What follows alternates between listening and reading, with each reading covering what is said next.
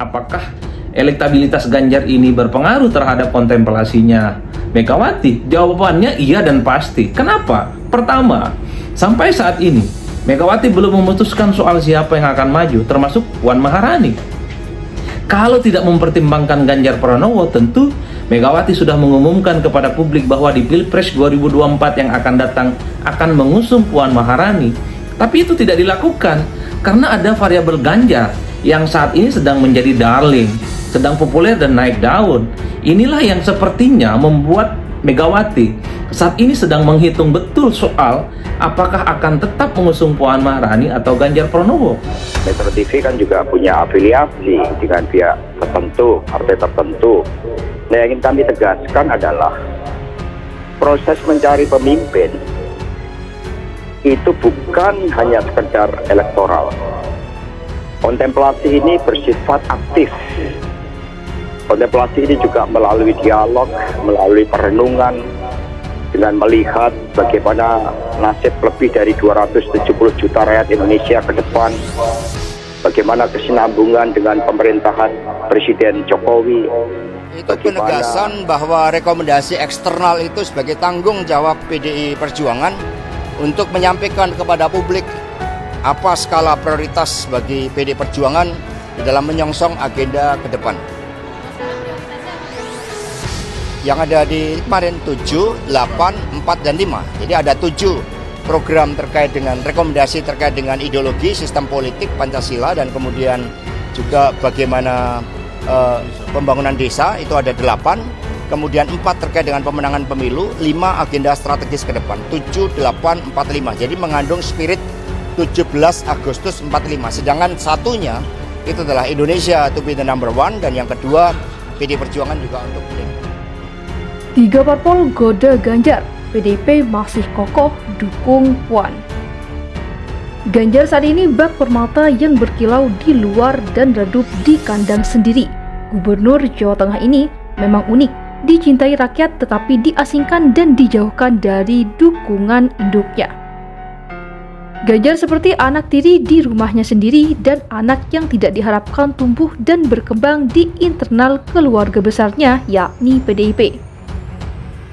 Urusan dukung-mendukung pencalonan presiden diakui Ganjar kalah telak di kandang sendiri, tetapi Ganjar moncer mendapat dukungan dari eksternal masyarakat umum dan parpol non-PDI Perjuangan.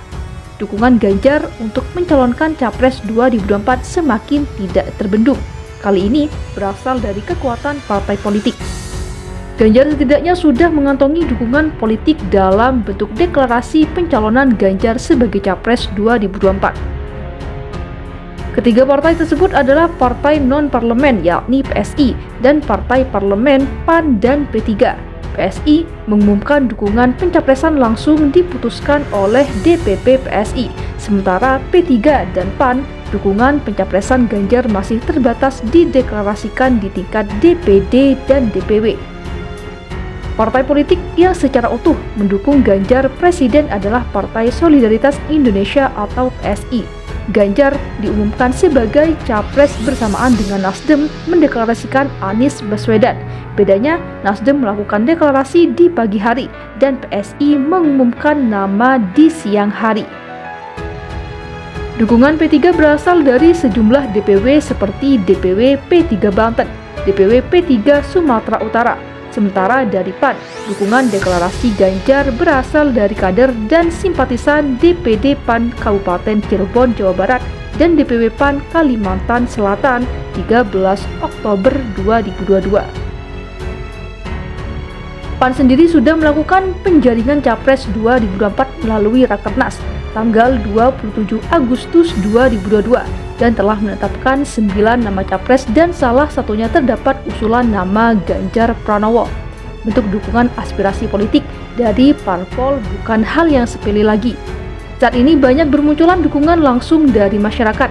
Dukungan mereka salah satunya bertujuan sebagai opini publik untuk menekan partai mendorong Ganjar direkomendasikan menjadi capres.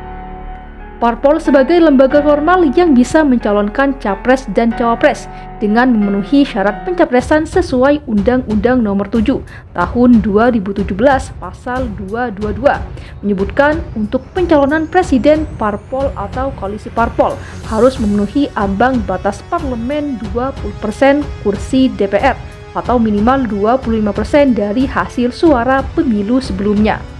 Kesimpulannya, untuk menuju Capres 2024, Ganjar harus mendapatkan tiket dari partai atau koalisi partai yang sudah memenuhi Undang-Undang Pemilu Nomor 7 Tahun 2024, dukungan sebagian wilayah dan pusat dari P3, PSI, dan PAN belum bisa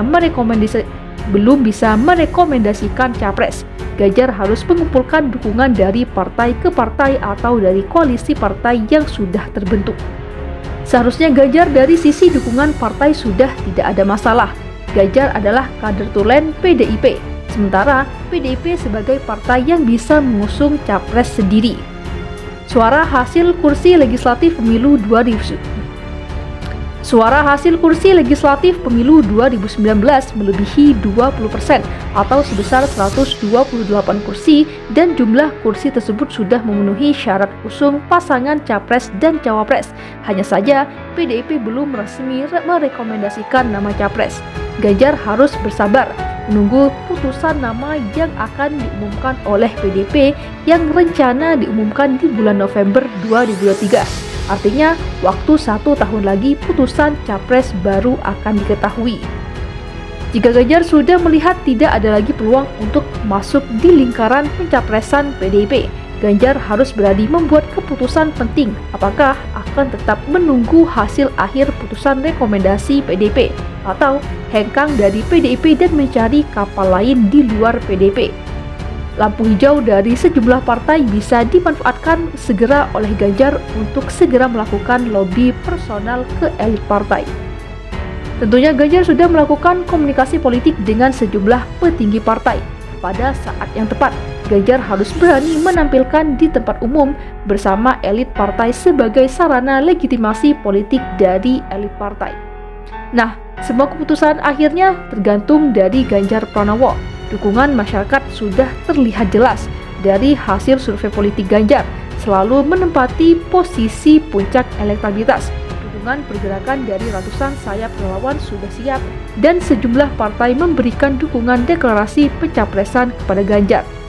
Sementara PDIP sebagai partai bernaung Ganjar belum menyatakan siap mendukung Ganjar maju sebagai presiden, dan justru sebaliknya, dari partainya Ganjar dijauhkan dan diasingkan dari berbagai kegiatan dan agenda partai politik.